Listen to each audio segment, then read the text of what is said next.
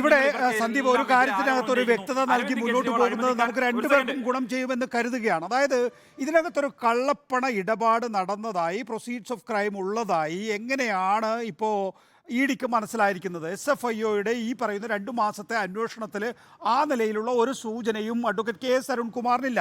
മാത്രമല്ല, ഇതിനകത്ത് ഒരു കമ്പനി മറ്റൊരു കമ്പനിയുമായി നോൺ ഡിസ്ക്ലോഷർ എഗ്രിമെൻ്റ് ഉണ്ടാക്കി നികുതി അടച്ച് ബാങ്ക് അക്കൗണ്ട് മുഖാന്തരം ഇടപാട് നടത്തി എന്ന കേസ് മാത്രമേ ആർക്കുള്ളൂ? Interim settlement ബോർഡിനുള്ളൂ. സേവനം റെക്കോർഡ് ചെയ്തിട്ടില്ല എന്നുണ്ട് എങ്കിൽ നിങ്ങൾ SFIO അന്വേഷണം നടത്തുമോ? അല്ലെങ്കിൽ ED അന്വേഷണം നടത്തുമോ? സേവനമുണ്ട് എന്ന് ഈ എക്സാലോജിക്കും പറയുന്നു. താങ്കൾ പറഞ്ഞ നേരത്തെയുള്ള മൊഴി ഉണ്ടെങ്കിൽ തന്നെയും പിന്നീട് നൽകിയിട്ടുള്ള സത്യവാങ്മൂലത്തിൽ CMRലും പറയുന്നു. ഇങ്ങനെ ഒരു കേസിലാണോ SFIO അന്വേഷണവും ED അന്വേഷണവും സാധാരണഗതിയിൽ നടക്കാറുള്ളത്?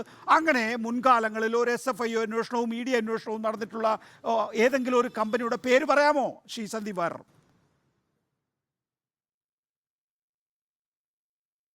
ഒരു സെക്കൻഡ് നികേഷ്, ഇവിടെ ഈ വിഷയത്തിൽ സാങ്കേതികമായിട്ടുള്ള തടസ്സവാദങ്ങൾ ഉണ്ടെങ്കിൽ ഇവർ ഉന്നയിക്കേണ്ടത് കോടതിയിലാണ്. ഇൻവെസ്റ്റിഗേഷൻ ഏത് ഘട്ടത്തിൽ ഇൻവെസ്റ്റിഗേഷൻ ഏജൻസി എന്തൊക്കെയാണ് കണ്ടെത്തിയിട്ടുള്ളതെന്ന് സംബന്ധിച്ച് ഞങ്ങൾ ആ ഇൻവെസ്റ്റിഗേഷനിൽ ഇടപെടാറില്ല. അത് സംബന്ധിച്ചിട്ടുള്ള ആഭ്യന്തര വിവരങ്ങൾ ലീക്ക് ചെയ്ത് ഒരു ചാനൽ ചർച്ചയിൽ കൊണ്ടുവന്ന് പറയാൻ ഞങ്ങൾക്ക് സാധിക്കുകയുമില്ല. കാരണം CPMനെ പോലെ കേരള പോലീസ് നടത്തുന്ന ഇൻവെസ്റ്റിഗേഷനുകളിൽ ഇടപെടുന്നത് പോലെ ഞങ്ങൾ ഒരിക്കലും ഇത്തരം ഇൻവെസ്റ്റിഗേഷനിൽ പോയി ഇടപെടാറില്ല. ഞങ്ങളുടെ രാഷ്ട്രീയം പറയാനാണ് വന്നിരിക്കുന്നത്. BJP ഈ കാര്യത്തിലുള്ള കാര്യം പറയാനാണ്. EDക്ക് പറയാനുള്ള നിങ്ങൾ EDയോട് ചോദിക്കണം. എന്തുകൊണ്ട് ED എന്താണ് EDയുടെ കയ്യിൽ പറയും, അവർ പറയട്ടെ. അതൊക്കെ അവിടെ വെക്കട്ടെ. അല്ല, പക്ഷേ ഇക്കാര്യത്തിൽ ശരിയാണ് സന്ദീപ് വാര്യർ, ഇക്കാര്യത്തിൽ അന്വേഷണ ഏജൻസിയുടെ കയ്യിലുള്ള വിവരങ്ങൾ എന്താണ് എന്നുള്ളത് സംബന്ധിച്ച് നിങ്ങൾക്ക് ലീക്ക് ചെയ്ത ഒരു മാധ്യമത്തിൽ പറയാൻ കഴിയില്ല. പക്ഷേ ഇതിനകം IGSTയുടെ അന്വേഷണം നടന്നു കഴിഞ്ഞിരിക്കുന്നു. വിജിലൻസ് കോടതിയിൽ ഈ വിഷയം വന്നു കഴിഞ്ഞിരിക്കുന്നു.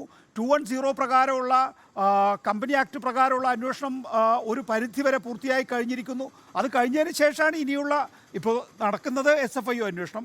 ഇപ്പോൾ ED അന്വേഷണം നടക്കാൻ പോകുന്നു. നാളെ CBI വരുമെന്ന് പറയുന്നു. അപ്പോൾ 3 പൂർത്തിയായി, ഇനി 3 കൂടി നടക്കാനിരിക്കുന്നു എന്നാണ് പറയുന്നത്. അതാണ് രാഷ്ട്രീയ വിരോധം എന്ന് KS അരുൺകുമാറിൻ്റെ പാർട്ടി പറയുന്നത്. അത് KS അരുൺകുമാറിന്റെ പാർട്ടിക്ക് കിട്ടിയ സുവർണാവസരമല്ലേ? നിങ്ങൾ ആലോചിച്ച് നോക്ക്. ഇത്രയും ഏജൻസികളുടെ അന്വേഷണം കഴിഞ്ഞ് അഗ്നിശുദ്ധി വരുത്തി വീണ വിജയന് പുറത്തു വരാനുള്ള ഒരു അവസരം ഞങ്ങൾ തന്നിരിക്കുകയല്ലേ? നിങ്ങൾ പുറത്തു വാ, നിങ്ങൾ തെറ്റ് ചെയ്തില്ലെങ്കിൽ പുറത്തു വാ. പക്ഷെ അരുൺകുമാറിന് അറിയുമെങ്കിൽ ഞങ്ങളോട് പറയണ്ട, ചാനൽ പറയണ്ട, അരുൺകുമാർ EDയുടെ മുന്നിൽ പോയിട്ട് പറയണം ഈ വീണ വിജയൻ ചെയ്തു കൊടുത്ത സേവനം എന്താണ് എന്നൊന്ന് ദയവ് ചെയ്ത് EDയുടെ മുന്നിൽ പോയെന്ന് പറയണം. അതാണ് അവർക്ക് പറയാൻ സാധിക്കാത്തത്. അതാണ് പ്രധാനപ്പെട്ട പ്രശ്നം. ഇനി തോമസ് ഐസക്കിന്റെ കാര്യം ചോദിച്ചു നികേഷ്. ഇവിടെ തോമസ് ഐസക്ക് ചില വാചക കസർത്തുകൾ നടത്തി കേരളത്തിലെ മുതിർന്ന മാധ്യമ പ്രവർത്തകരെ വരെ കബളിപ്പിക്കുന്നുണ്ട്. തോമസ് ഐസക്കിന്റെ ബുദ്ധിജീവി ജാടയ്ക്ക് മുന്നിൽ ഈ ഗവേഷണത്വരയില്ലാത്ത ചെറിയ മാധ്യമ പ്രവർത്തകർ പോകുന്ന സമയത്ത് പലപ്പോഴും അപകടം സംഭവിക്കുന്നുണ്ട്. മുതിർന്ന മാധ്യമ പ്രവർത്തകരെ ഇതുമായി ബന്ധപ്പെട്ട് കൃത്യമായിട്ടുള്ള ധാരണയുള്ളവരെ പറഞ്ഞേക്കണം. നോക്കൂ, തോമസ് ഐസക്കിനെതിരെ ED കൊടുത്തിട്ടുള്ള കുറ്റത്തിന്റെ ആധാരം എന്ന് പറയുന്നത് ഫെമ നിയമലംഘനമാണ്. ഫെമ നിയമലംഘനത്തിൽ അറസ്റ്റ് ഇല്ല. അത് പ്യൂർലി സിവിൽ നേച്ചറുള്ള കേസാണ്.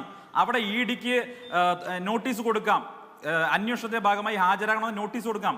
പക്ഷെ അറസ്റ്റ് ചെയ്യാൻ ഫെമ നിയമലംഘനവുമായി ബന്ധപ്പെട്ട് വകുപ്പില്ല എന്ന് തോമസ് ഐസക്കിന് കൃത്യമായി അറിയുന്നത് കൊണ്ട് ഒരു ജാട കാണിക്കുകയാണ്, വീരവാദം കളിക്കാൻ വേണ്ടി. എന്നെ വേണമെങ്കിൽ അങ്ങ് ചെയ്തോട്ടെ, എന്നെ അറസ്റ്റ് ചെയ്തോട്ടെ. അങ്ങനെ അറസ്റ്റ് ചെയ്യാൻ വകുപ്പില്ല എന്ന് അദ്ദേഹത്തിന് അറിയാം, കൃത്യമായിട്ട് അറിയാം. ഇവിടെ ED ആവശ്യപ്പെടുന്ന എന്താ? ഒരു ജനപ്രതിനിധിയായിട്ടുള്ള അല്ലെങ്കിൽ മുൻ മന്ത്രിയായിട്ടുള്ള നമ്മുടെ ഭരണഘടന തൊട്ട് സത്യപ്രതിജ്ഞ ചെയ്തിട്ടുള്ള തോമസ് ഐസക്ക് നമ്മുടെ സംസ്ഥാനത്തെ പ്രമാദമായിട്ടുള്ള ഒരു അഴിമതിയുമായി ബന്ധപ്പെട്ട കേസിൽ അദ്ദേഹത്തിന്റെ നിലപാട് അറിയാൻ വേണ്ടി, അദ്ദേഹത്തിന്റെ അക്കാര്യത്തിൽ ഇൻവോൾവ്മെന്റ് ഉണ്ടോ എന്നറിയാൻ വേണ്ടി, അദ്ദേഹത്തിന്റെ കാര്യങ്ങൾ അറിയാൻ വേണ്ടി വിളിപ്പിക്കുന്ന സമയത്ത് എനിക്കും നികേഷ് കുമാറിനും അരുൺകുമാറിനും ഈ ചർച്ച കാണുന്ന ലക്ഷക്കണക്കിന് പ്രേക്ഷകർക്കും ഈ രാജ്യത്ത് എന്ത് അവകാശമാണോ ഉള്ളത് അതേ അവകാശവും അതേ പ്രിവിലേജുമേ തോമസ് ഐസക്കിനുള്ളൂ.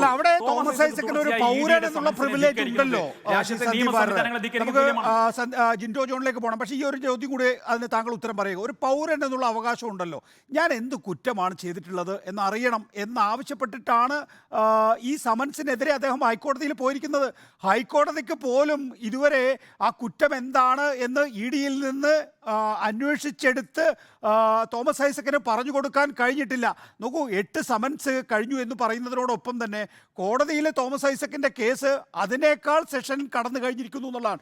ഇതുവരെ തോമസ് ഐസക്കിനോട് കോടതിക്ക് പറഞ്ഞു കൊടുക്കാൻ കഴിഞ്ഞിട്ടില്ല നിങ്ങളെ ഈ കാര്യത്തിന് വേണ്ടിയിട്ടാണ് ED വിളിക്കുന്നത് എന്ന്.